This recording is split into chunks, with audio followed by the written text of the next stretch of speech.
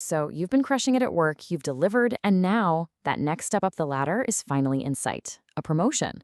But there's just one thing standing in your way, the internal promotion interview. Now, you might be thinking, hey, I know these people, they know me, this should be easy, right? Well, that's a really dangerous assumption, and we're about to find out why. And let's just start with a cold splash of water, shall we? This quote gets right to the point. The people on that panel, they aren't there to give you a pat on the back for all your hard work. Nope. They're there to figure out how risky it would be to give you more power, a bigger budget, and way more responsibility. Every single question they ask is just a tool to reduce their uncertainty about you. You've got to understand, the game has completely changed. When you interview as an outsider, a company is basically taking a bet on your potential. But when you're an insider, oh, it's a totally different ballgame.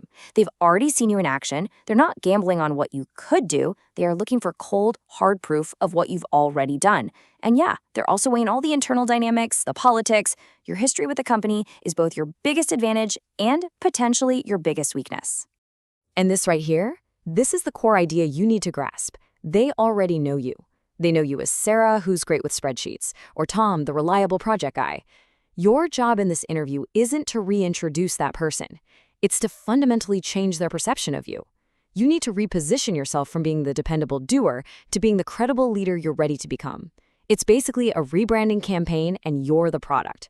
So what's actually going on inside the minds of that interview panel? They might be asking you pretty standard questions, but underneath it all, they're secretly trying to answer three much bigger and unspoken questions. Let's pull back the curtain on this interview illusion.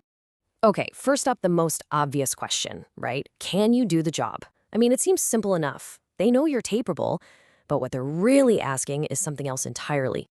See, it's not about whether you can keep doing your current job well. It's about whether you've already shown the kind of foresight, the strategic thinking, and the solid judgment that this next role demands. A role with higher stakes, more gray areas.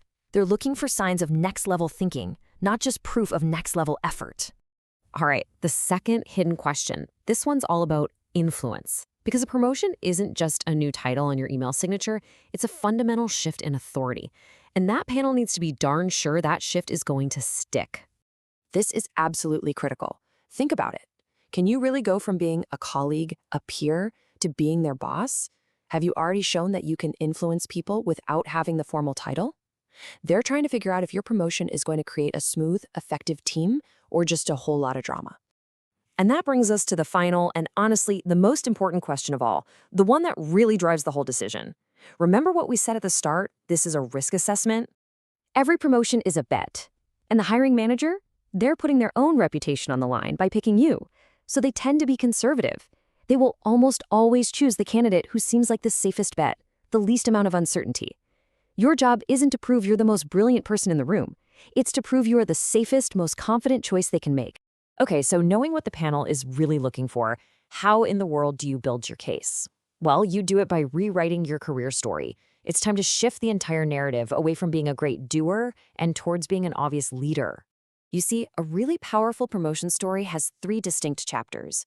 Chapter 1 is the foundation. You're great at your current job. Everybody gets that.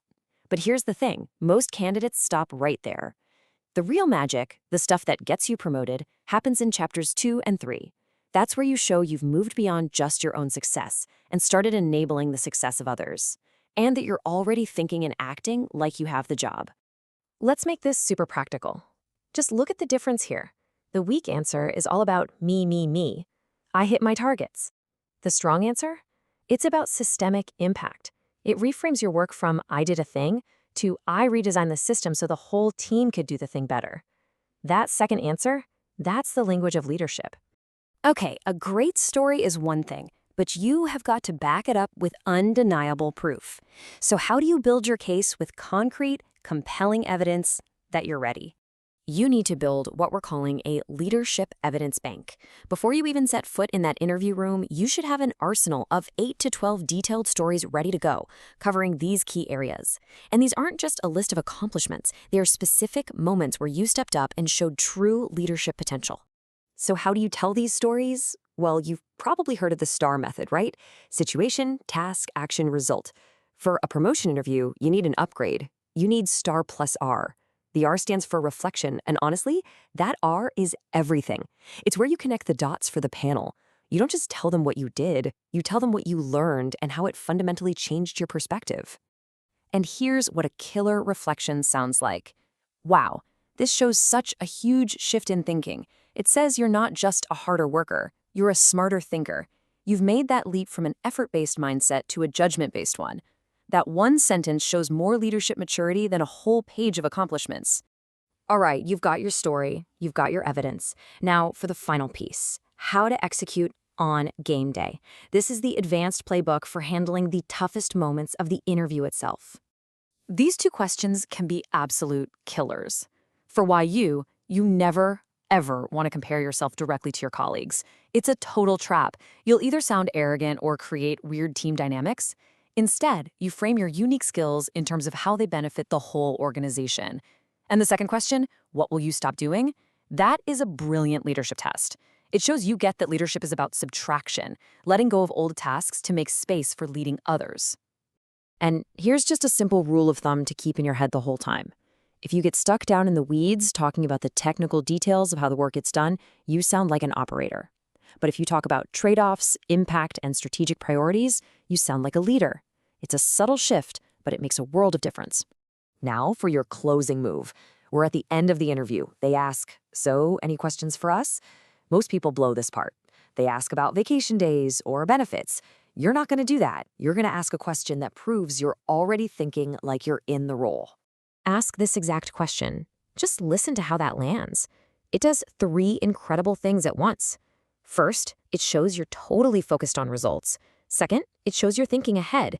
And third, it psychologically moves you out of the candidate chair and into the colleague chair, like you're already working together to define success. It's a total power move. So you see, it all comes back to this one core idea. Getting a job from the outside is about selling your skills.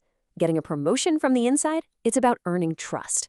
Your managers, your future team, they need to trust you with their projects, their careers, and their reputation. Your entire strategy needs to be built around answering that question of trust. And we'll end on this final, powerful thought. Your goal in this interview isn't just to prove you can do the job. Your real goal is to make your promotion feel like the most natural, obvious, and, well, inevitable decision the company could possibly make. When you do that, you're not just asking for a promotion anymore. You're showing them the future.